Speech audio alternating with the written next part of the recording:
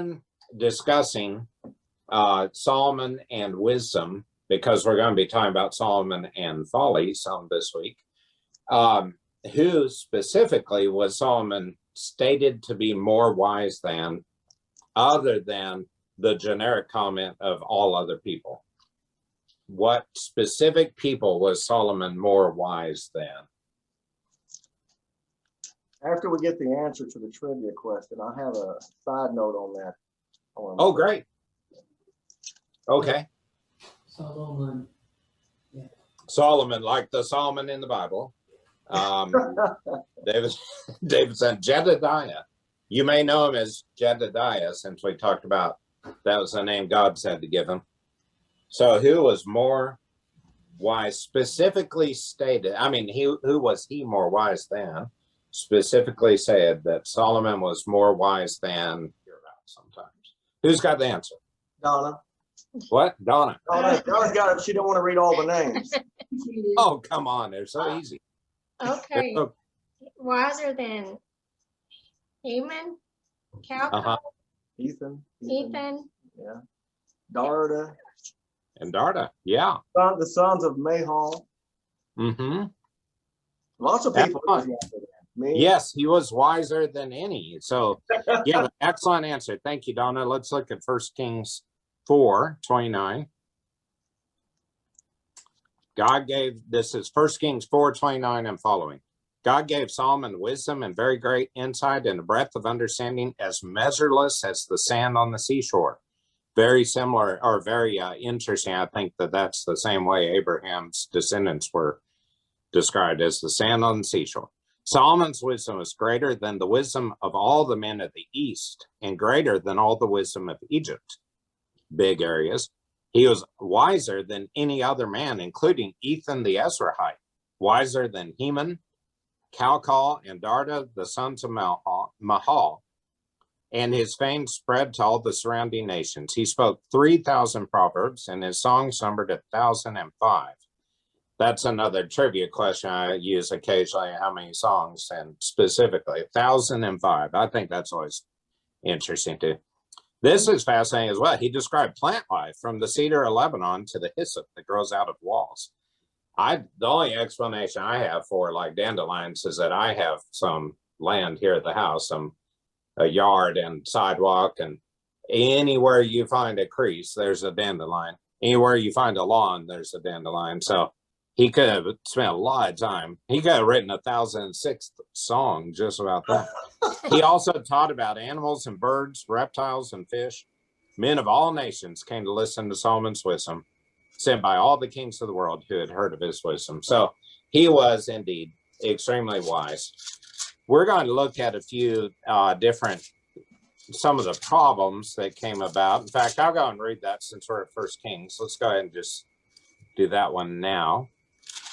So after, there were a few chapters there where he dedicated the temple, he built his palace, various other things came about. And then chapter 10, the downfall begins. The Queen of Sheba comes to visit him. You know, all the mystery about what in the world went on with them. He showed her everything, didn't hold back and whatever. Verse 13, chapter 10, 1 Kings. King Solomon gave the Queen of Sheba all she desired and asked for, besides what he had given her out of his royal bounty. Then she left and returned with her retinue to her own country. So she, this is back to verse 10, gave the king 120 talents of gold, large quantity of spices and precious stones. Never again were there so many spices brought in as those the Queen of Sheba gave to King Solomon. Hiram's ships brought gold from Ophir, and from there they brought great cargoes of almug wood and precious stones. The king used the almug wood to make supports for the temple of the Lord and for the royal palace, and to make harps and lyres for the musicians. So much almug wood has never been imported or seen since that day. I just wanted to mention that on the side, since we just finished trivia, talking about trivia, that the gold mines of Ophir very possibly is referenced in the descriptions of how Eden and the Garden of Eden came about, with the earth being divided at the time of Noah and the flood. So if you ever need to know where that appears in the Bible, that's it. 1 Kings 10, 11, because you can look at the vein of gold through the earth and trace it from that spot all the way through India and down to South Africa. And it appears that India, Africa, South Africa, and over, which is more up toward like Kenya, were at one point very close to one another. So that's all a different discussion for a different day. So let's look at 1 Kings 11. King Solomon, however, loved many foreign women besides Pharaoh's daughters. Oh, and sorry, before I get away from the Queen of Sheba, I was going to mention the way she seemed to have all these spices and everything is Sheba at the time was basically where essentially Yemen is now, and is at the tip of a shipping channel between India and Africa, south into the Persian Gulf area, and she was known in history as well as in the Bible as controlling much of the world's commerce that went by ship. And so she was able to obtain all these spices and such and share them with Solomon. So King Solomon, chapter 11, verse 1, loved many foreign women, besides Pharaoh's daughter, which if you wanted to go back to that, he had acquired a city in the midst of taking Pharaoh's daughter as a wife. Moabites, Ammonites, Edomites, Sidonians, and Hittites, they were from the nations from which the Lord had told the Israelites, you must not intermarry with them, because they will surely turn your hearts after their gods. Nevertheless, Solomon held fast to them in love. He had 700 wives of royal birth and 300 concubines, and his wives led him astray. So this is the end of the Solomon wisdom story, unfortunately, which I think was very tragic. But he obviously had problems brought about by power, wealth, maybe odd desire based on his wisdom and his description of hyssop, who knows. But as Solomon grew old, his wives turned his heart after other gods, and his heart was not fully devoted to the Lord his God, as the heart of David his father had been. He followed Ashtoreth, the goddess of the Sidonians, and Molech, the detestable god of the Ammonites. So Solomon did evil in the eyes of the Lord. He did not follow the Lord completely, as David his father had done. On a hill east of Jerusalem, Solomon built a high place for Chemosh, the detestable god of Moab, and for Molech, the detestable god of the Ammonites. He did the same for all his foreign wives who burned incense and offered sacrifices to their gods. So remember that this was the commitment God made to give the people the land of Israel. Is you drive out every foreign group, take their cities. Their cities are already made for you. Drive them out. Do not intermarry with them because of the sin that would be brought about if you intermarried with people who worshiped other gods. So as we talked about some couple weeks back, we went through the verses where God said, don't follow any gods from other countries, don't participate in divination, speaking to communicating with the dead, sorcery, witchcraft. And the reason was these things actually did exist. God would have no reason to say, drive out the foreign gods or the people who worship the foreign gods and don't have anything to do with them if they were zero, if they were nothing. Now they are, compared to God, not nearly powerful, as powerful. Jehovah God is the one true God. But these are other forces that they were to be very careful of. And I think this was particularly insulting. The way you read it, it sounds insulting when he describes the detestable god of Moab, for instance, Chemosh, and the detestable god of the Ammonites, who is Molech. And, these were not just figments of people's imagination, I believe. I think there was power. I think it was limited. I think it was short term, and I think it mostly destroyed the people around them. But I think they had some degree of a demonic or satanic type power that God was very concerned for his people. Remember, too, God describing himself through scripture in a number of places as being a jealous God. He wanted the worship of people for himself completely, full reverence, because there were other entities that indeed could be worshiped. They shouldn't be, but they could be. Johnny? I'm always interested when I hear about the Moabites and the Ammonites and where they began. Yes.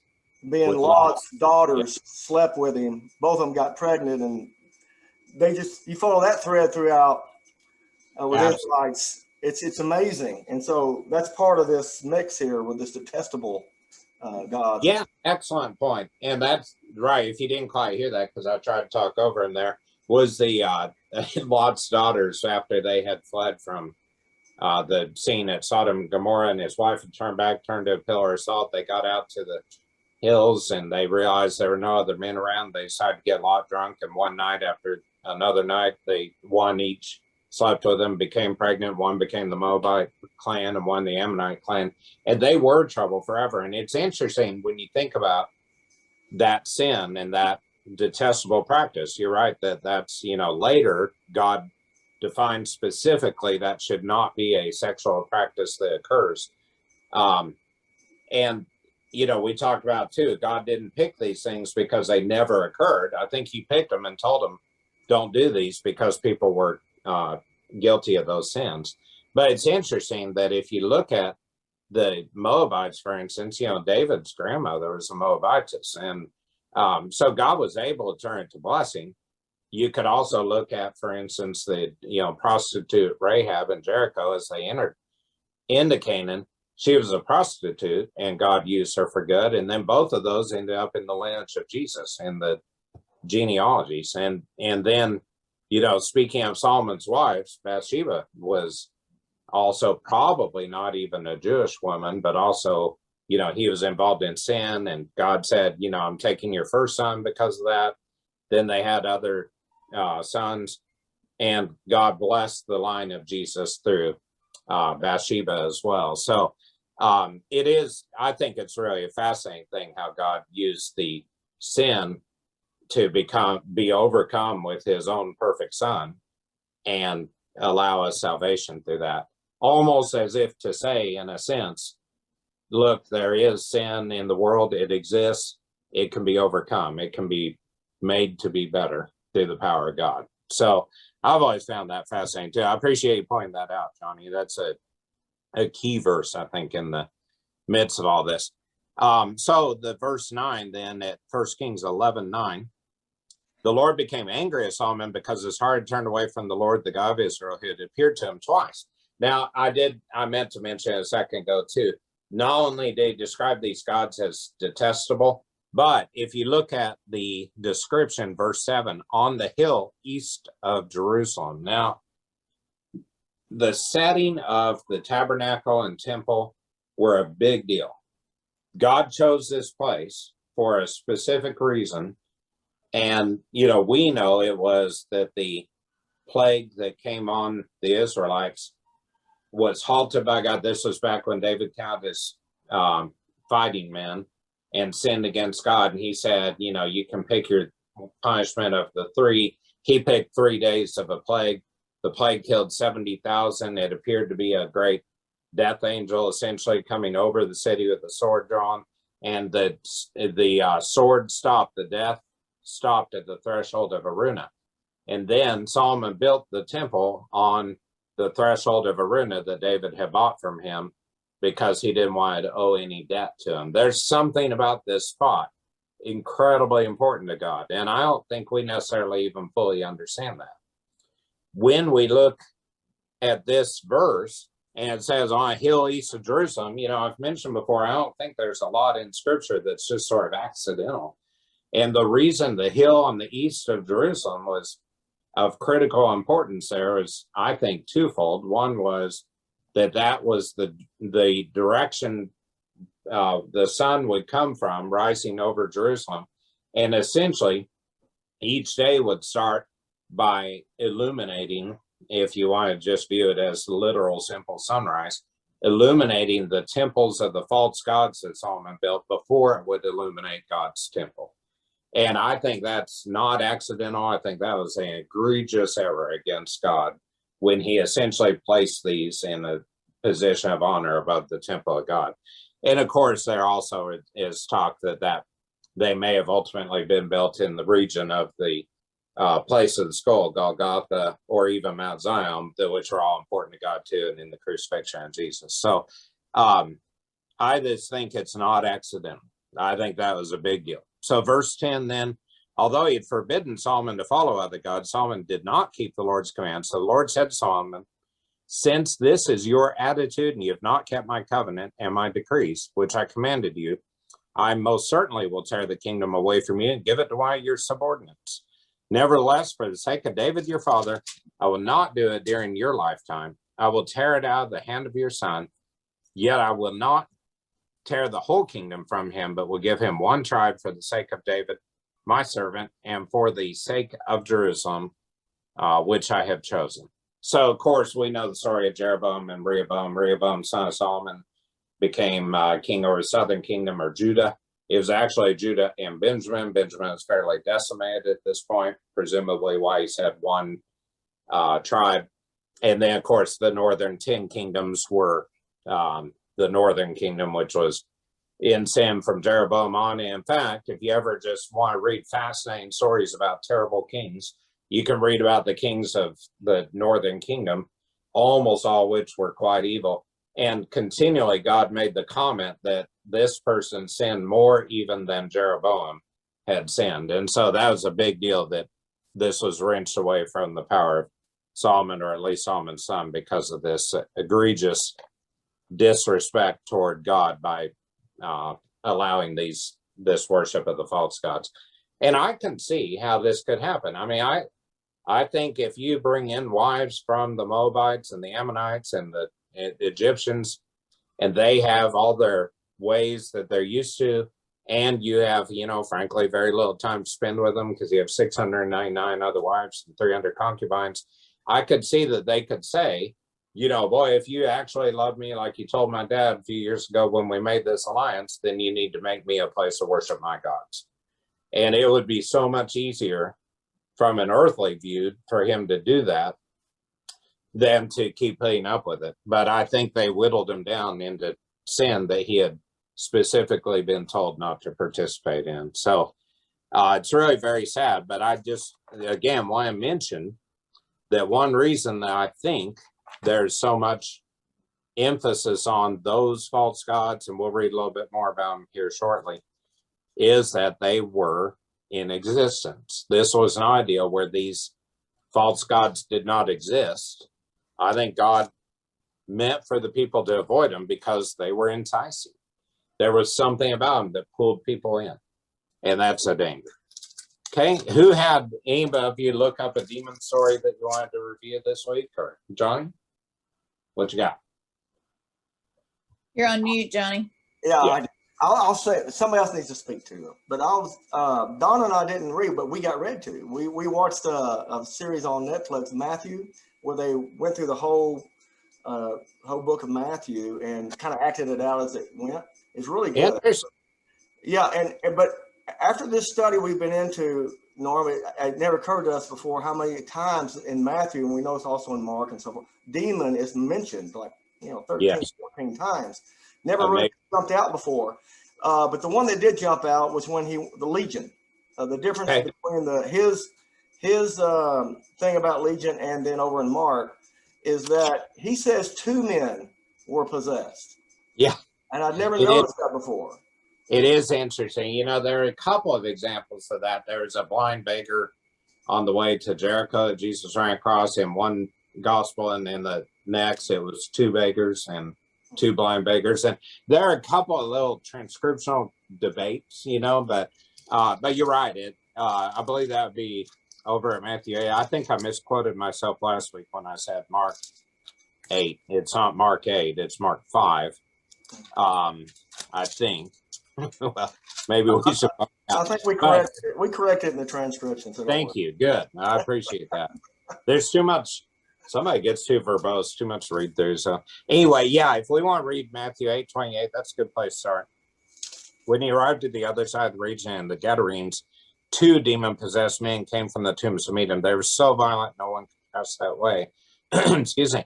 What do you want with us, Son of God? They shouted. Have you come here to torture us before the appointed time? Boy, what an interesting phrase. Have you come to torture us before the appointed time? They knew something spiritually was going to happen because of this spiritual warfare. Some distance from them, a large breed of pigs. That's a new species, by the way. They just found some new bug in the Amazon. I imagine they'll find a breed of pigs down there below that. But a large herd of pigs was feeding. The demons begged Jesus, if you drive us out, send us into the herd of pigs. He said to them, go. So they came out, went into the pigs, and the whole herd rushed down the sea bank into the lake and died in the water. Those tending the pigs ran off, went into the town, reported all this, including what happened to the demon-possessed men.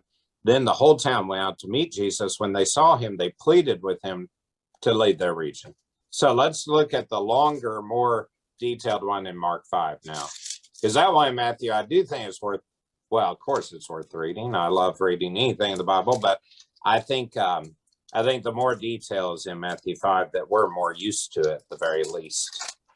And so we'll look at Mark 5:1. I did want to mention what Johnny was alluding to there. There are so many stories about demons. Remember last week I said you can pick any story about demons you want to, and there are a bunch. They're all through the Gospels and Acts. And then there's some mention, like over in 1 Corinthians 8:1, I think it is. I may be misquoting myself, but 1 Corinthians 8:1, it says, now about food sacrificed to idols. We'll talk about how idols and demons are essentially interchangeable. But it's interesting because in that passage to the Corinthian church, far away from this region, he even just casually said, hey, when you start thinking about food sacrificed to idols, you should know this. And it's, it was so common in that era. And it seems odd to us, I think, because we don't identify demons like that. We don't talk about idols like that. Maybe during a lesson in church, we talk about idols. We say, oh, your idol may be the internet or maybe, money. But we don't necessarily talk about people constructing an idol for purposes of worship. Those things happen. They happen in society. They happen then. I think they happen now. We'll talk about that in the future too. But let's look at this Mark 5 passage, and then we'll talk a little bit more about some of the other demonic situations. First, though, before I read it, because of the similarity to the other one, we'll talk about the detail here. I'm going to suggest that I think the one difference in the 2 and the 1 was they literally, whether there were 2 men possessed or 1 was possessed. I think it was just a very chaotic scene.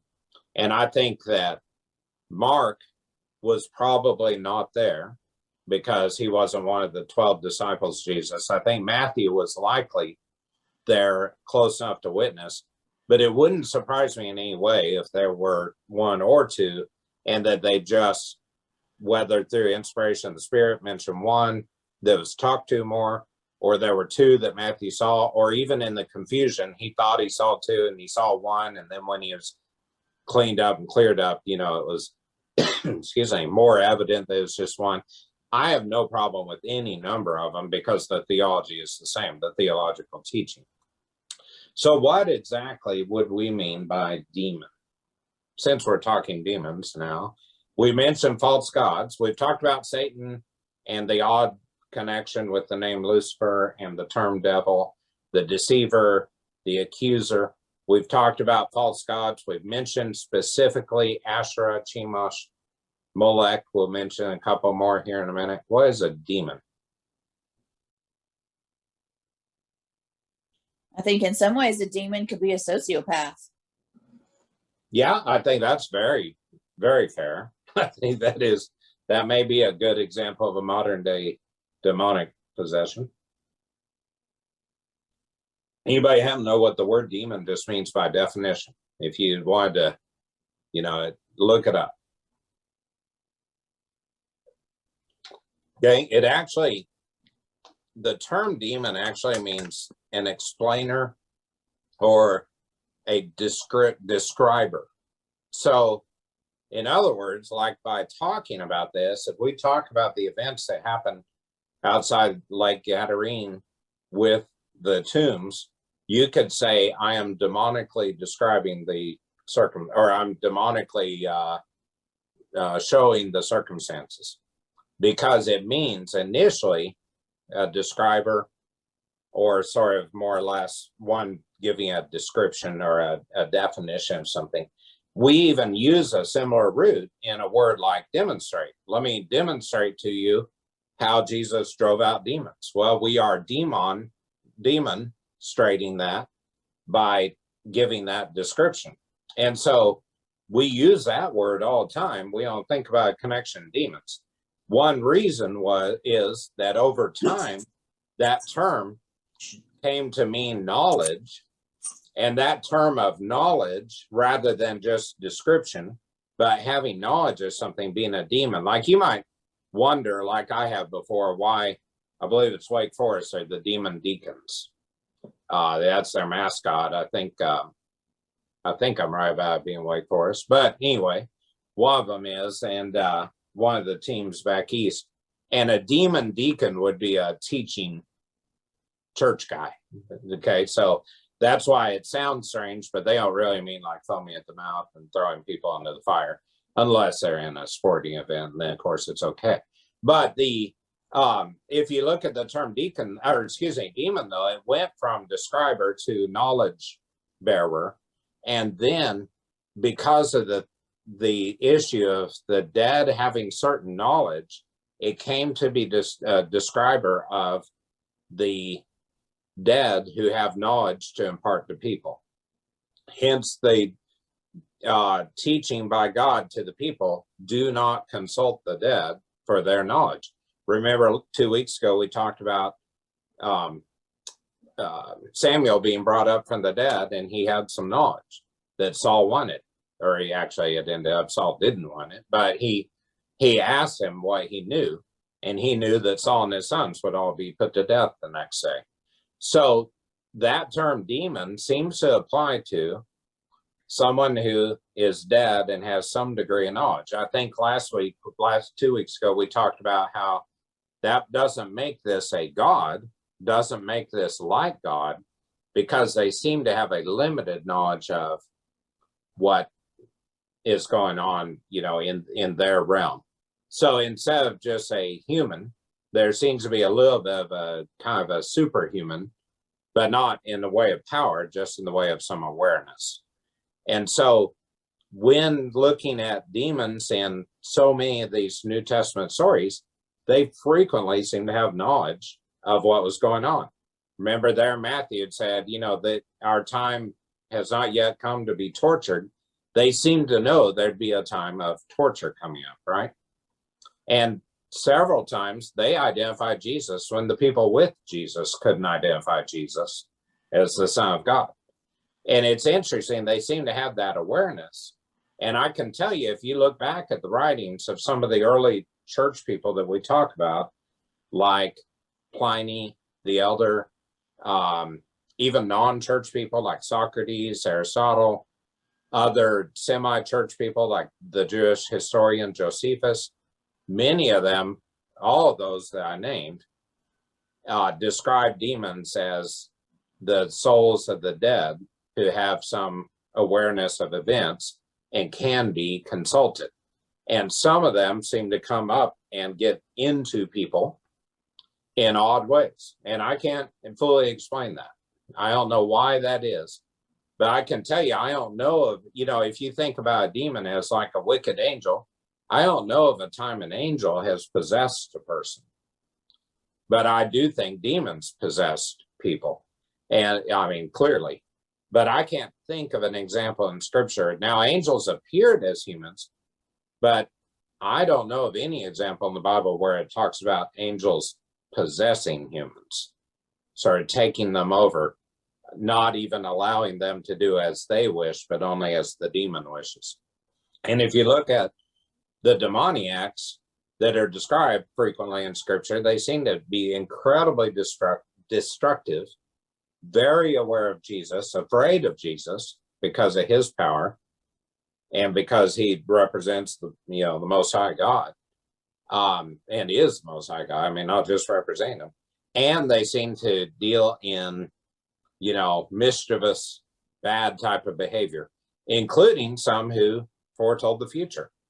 There were some, remember over in Acts where the there were the all of a sudden I'm drawing a blank on the name of the there's the demon possessed girl. I can't think of the name of the region they were in at the time, on one of the mission trips of Paul, that was foretelling the future, and Paul said, stop it. She kept saying, you're Paul of Jesus Christ, and he basically turned to her, admonished her, and said, stop saying that. And the people with her that were handling her were upset because that was their source of income.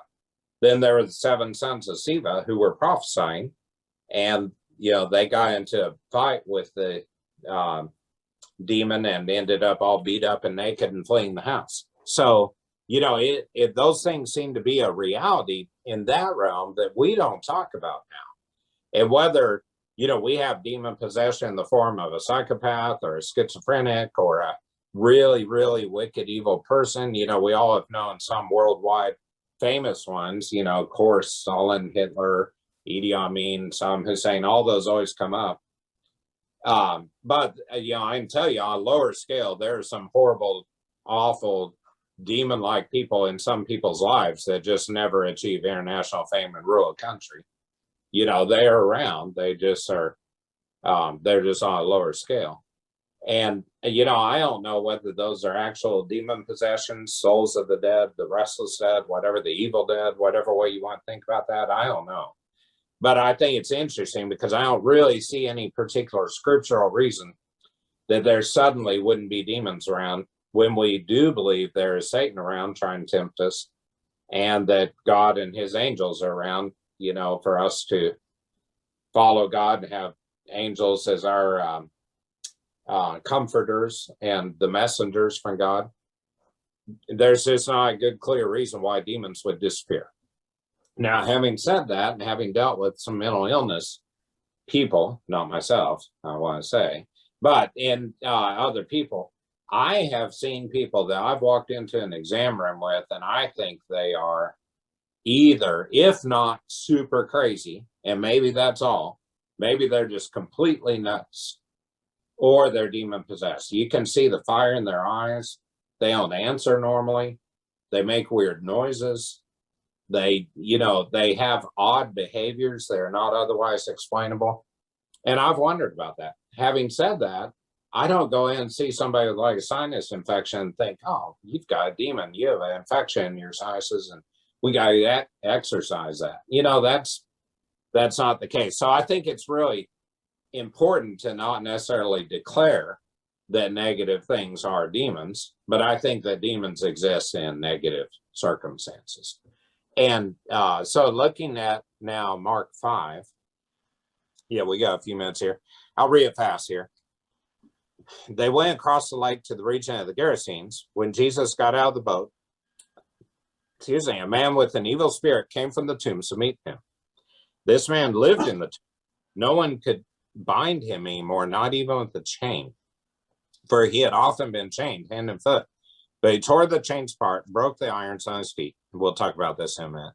No one was strong enough to subdue him. Night and day among the tombs and in the hills, he would cry out and cut himself with stones. When he saw Jesus from a distance, he ran and fell on his knees in front of him. He shouted at the top of his voice, "What do you want with me, Jesus, Son of the Most High God?" I'll mention now, and I want to mention again in a minute, but it's just so critical. This was long before anybody else had figured out that Jesus was the Son of God. And this demon grouping knew it. What do you want with me, Jesus, Son of the Most High God? Swear to God. Well, I should also say that Jesus, his disciples didn't know, and the people of the region didn't realize that he was the Son of God. Swear to God that you won't torture me. Interesting phrase again. For Jesus had said to him, "Come out of this man, you evil spirit." Then Jesus asked him, "What's your name?" "My name is Legion," he replied, "for we are many." And he begged Jesus again and again not to send them out of the area. Notice the interchange there of singular and plural. They obviously end up being plural. A large herd of pigs was feeding on the nearby hillside. The demons begged Jesus, "Send us among the pigs, allow us to go into them." He gave them permission, and the evil spirits came out and went into the pigs. The herd, about 2,000 in number, rushed down the steep bank into the lake and were drowned. Those tending the pigs ran off and reported this in the town and countryside, and the people went out to see what had happened. When they came to Jesus, they saw the man who had been possessed by the legion of demons sitting there, dressed and in his right mind, and they were afraid. Those who had seen it told the people what had happened to the demon-possessed man and told about the pigs as well. Then the people began to plead with Jesus to leave their region. As Jesus was getting into the boat, the man who had been demon-possessed begged to go with him. Jesus did not let him, but said, "Go home to your family and tell them how much the Lord has done for you and how he has had mercy on you." So the man went away and began to tell in the Decapolis how much Jesus had done for him, and all the people were amazed. Okay, so going back to break this down a little bit, I just want to point out the obvious issues were that this was a region of tombs. Notice that it said the demons in him caused him to cut himself and be hurt. He was so strong nobody could subdue him. He broke chains off of them whenever they tried to chain him up. But what did he not do in the context of being around the tombs was he didn't leave the area of the tombs, apparently. It doesn't say he went in the town, destroyed things. He didn't go and have a riot or stage a riot, and he didn't seem to go and steal things or whatever. The people are afraid of him. They apparently chained him up because they're afraid of him, but he stayed in the area of the tombs. Interesting that, this one that seemed to be possessed by what we commonly say was a couple of thousand demons. A legion can be a big number. It can be a specific number. I don't know that he meant it to be a specific number, and I don't think we know exactly how many, but somewhere in the range of maybe 1,000 to 2,000 or more, because there were about 2,000 pigs. I don't know if each pig got one demon, who knows. But anyway, he stayed in the area of the tombs, in the area of all this death. And I think that's an interesting observation too, that they couldn't contain him other than he was contained by the demons to this area of death, it seems. And he cried out, verse 5, cried out, cut himself with stones. He was very physically vicious, essentially, even to himself. Very low respect for the human there. And maybe because the human was the creation of God. And maybe those evil dead, if you will, if you want to consider that with me, maybe they realized the frustration. They didn't somehow do something better with their life, and they were frustrated and took it out on him. But then when he saw Jesus from a distance, he didn't run away from him. And I think that's a very interesting component in this too. He saw Jesus from a distance. He ran and fell on his knees in front of him and shouted at the top of his voice, "What do you want with me, Jesus, Son of the Most High God?" And so, he not only, this grouping of demons not only recognized Jesus, but were compelled to be in obedience to him. And I think that's extremely telling about the power of God too, that even this demon that everybody else was afraid of came and fell down before Jesus and acknowledged who Jesus was. What thoughts do you have?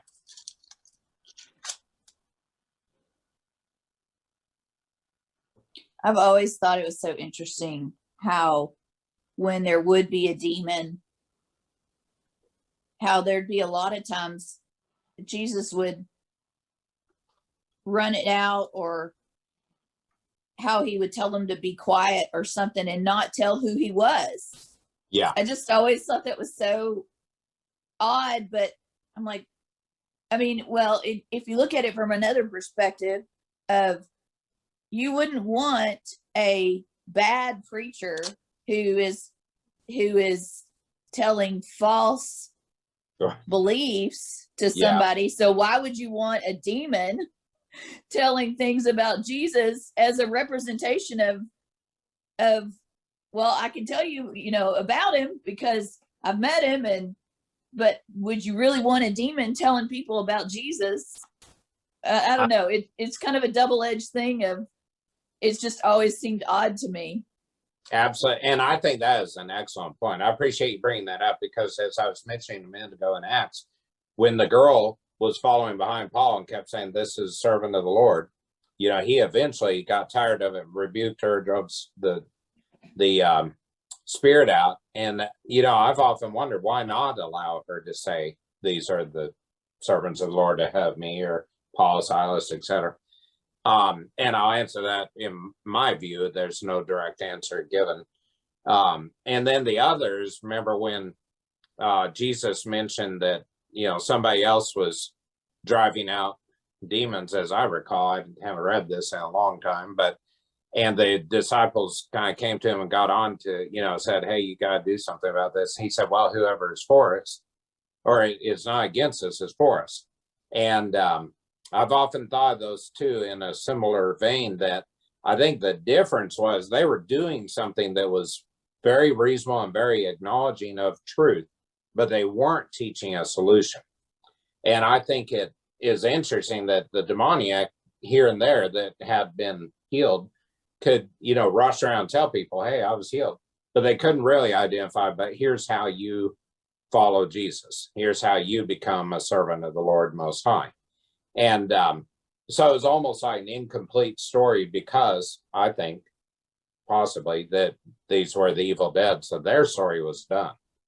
And they couldn't achieve a salvation story from it that would seem to make more sense as an evangelistic approach, at the very least. I don't have any scriptural basis for that, but that's my thought on that. What else here about the Legion? Anything else before we move on from that? I'll just point out that, too, that the pigs, you know, the pigs at the time were unclean animals. This is Jewish law. And so I think it's, to me, it's just interesting that God chose a herd of pigs rather than whatever to drive out. You know, it wasn't going to be a food supply for his people. I don't know what they were doing, 2,000 pigs. You know, in this region of near the Gerasenes or Gadarenes or Galilee, those terms are all pretty interchangeable. And the Decapolis was actually right on the edge of the pagan, the not Jewish realm. It was on the edge of Canaan. And in fact, was very close to Herod's palace. And I've often wondered if these were Herod's pigs.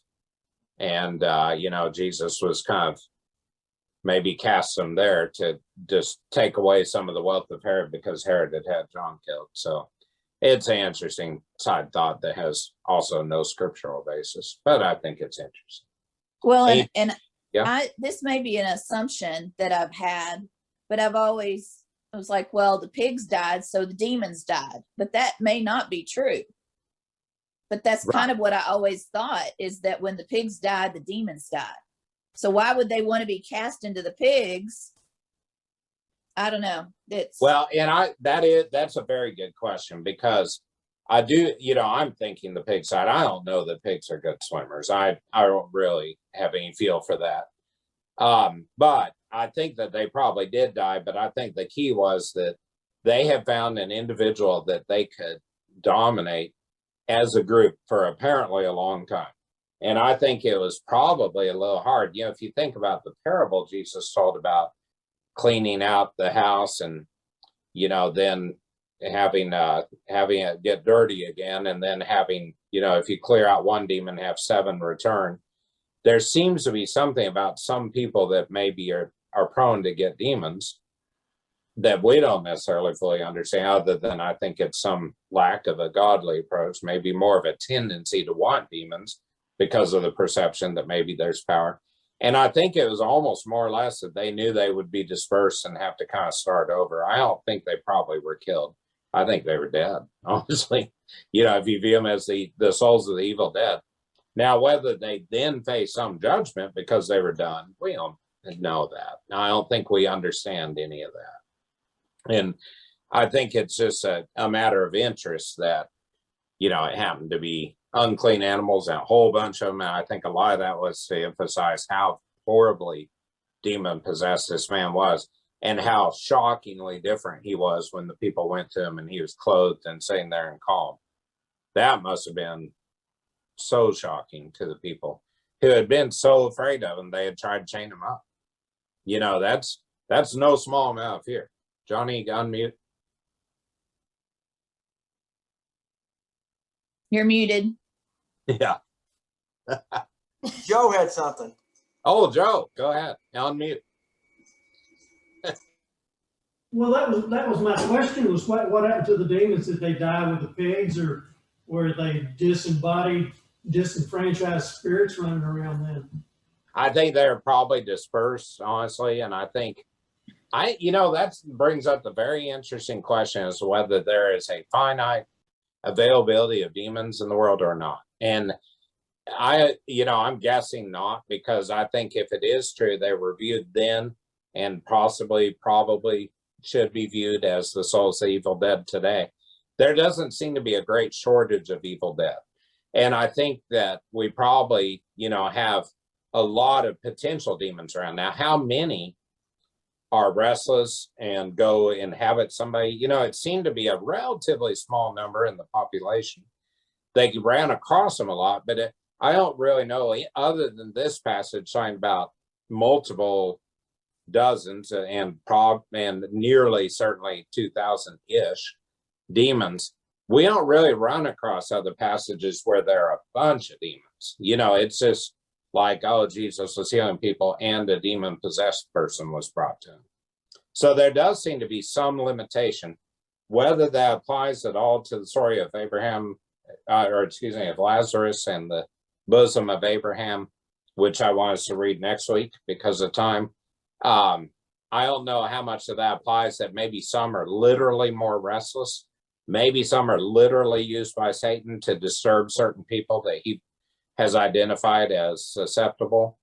I think I think those are things we don't understand because we are in the physical living realm and not that sort of odd, to us, odd, weird, wait around and, participate as somebody who's dead that could be summoned.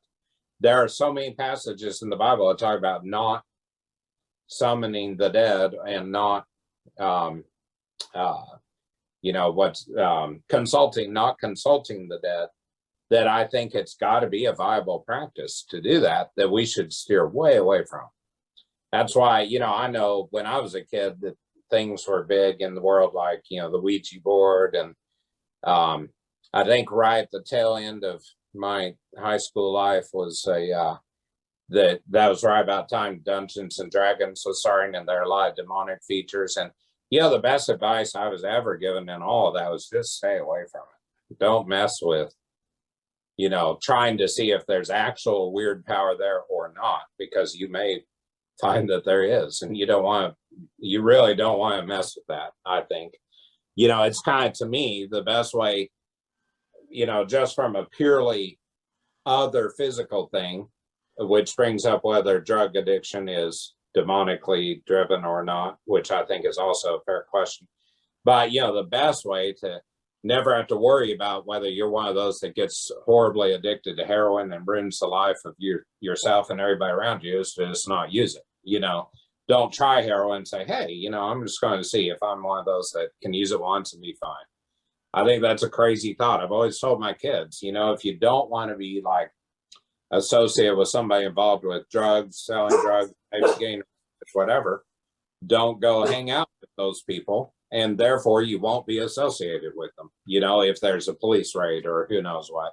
And it's amazing to me how many people I run across at, whether church or in my medical practice, get into situations where they say, oh, with the wrong people and I got swept into this net and I've got legal trouble and I need a note says, that I don't use cocaine. I'll think, well, I don't really know that because I'm not hanging out with you. So, but those things happen. Real world people make real world big mistakes. And you really do that. It goes along with the same thing of don't try marijuana. It's, as they always call it, it's the gateway drug.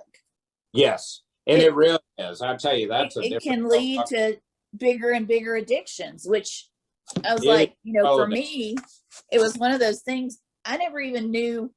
Of course, like you said, if you don't associate with people that are around it, you don't know I never knew anything about it. And so I can remember one time I don't remember how old I was. I may have been in high school, and I remember being out in the front yard with my uncle and my mom, and I remember him saying, "Oh, I smell marijuana," and I was like, I didn't even smell it, didn't know what it was, Yeah, and it was just completely, like, okay, if that's what it smells like, yeah. but You know, I if never you're not had any hanging around experience that, with it. right? If you're not hanging around that, you're not going to get accused of it. And I'm on a similar vein. I grew up blissfully ignorant. I mean, I think I had a wonderful childhood of not knowing a lot of problematic things. And I actually, the first gunshot wound I'd ever seen, I treated at Parkland. And, it was interesting because I happened to be treating a guy with a gunshot wound, couple of wounds, and he had a buddy with him. This back in the days when basically the ER was kind of a free for all. There was no security and whatever. So his friend was there with him, and dawned on me later his friend maybe shot him. But he was talking about, oh, when I got shot, and he like pulls up his pants leg and shows me. I've heard for years stories of weird things that people do, as social gatherings at cemeteries, or going to seek out tombs of famous people. I don't, frankly, what does it matter? They're kind of dead at that point. And I just think it's always been a little bit strange to me that there are some people around that have a real fascination with death. And I'm real happy to have fascination with life and eternal life in God. And I think that's where our focus should be. So having said all that, it's now after 6 and we better go.